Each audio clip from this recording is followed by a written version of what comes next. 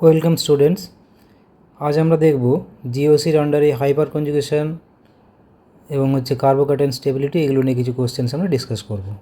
তাহলে ফার্স্টে দেখব আমরা হাইপার কনজুগেশন একটা কোশ্চেন এসছে, দেখো AIPMT 2015-এ, which of the following free radicals exhibit hyperconjugation.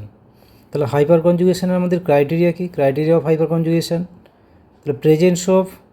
তাহলে ক্রাইটেরিয়া হচ্ছে কি প্রেজেন্স অফ আলফা হাইড্রোজেন। তাহলে আলফা হাইড্রোজেন দ্যাট মিন্স কি adjacent carbon to the free radical or carbocation or carbon ion.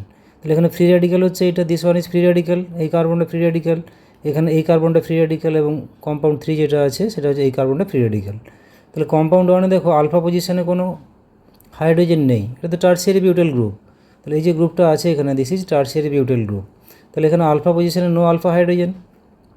Similarly phenyl group has no alpha hydrogen. তাহলে এখানে যে লিঙ্কেজটা আছে through this carbon, it has no alpha hydrogen, so absence of alpha hydrogen, no alpha hydrogen, so it will not undergoes hyperconjugation. Similarly compound 2 তে দেখো এখানে alpha hydrogen কি আছে? নেই, 3টে ফিনাইল আছে। তো তাহলে 3টে ফিনাইল মানে কি কোনো ফিনাইলেই তো আমাদের দেখেছি আলফা হাইড্রোজেন থাকে না, that means no alpha hydrogen. Number 3, এখানে হচ্ছে দুটো টাইপের আলফা হাইড্রোজেন আছে, একটা রেড কালার করেছি দেখো এখানে, এটা হচ্ছে আমাদের পার্টিসিপেট করবে, বাট যেটা ব্রিজ হেড আলফা হাইড্রোজেন আছে এটা কিন্তু পার্টিসিপেট করবে না।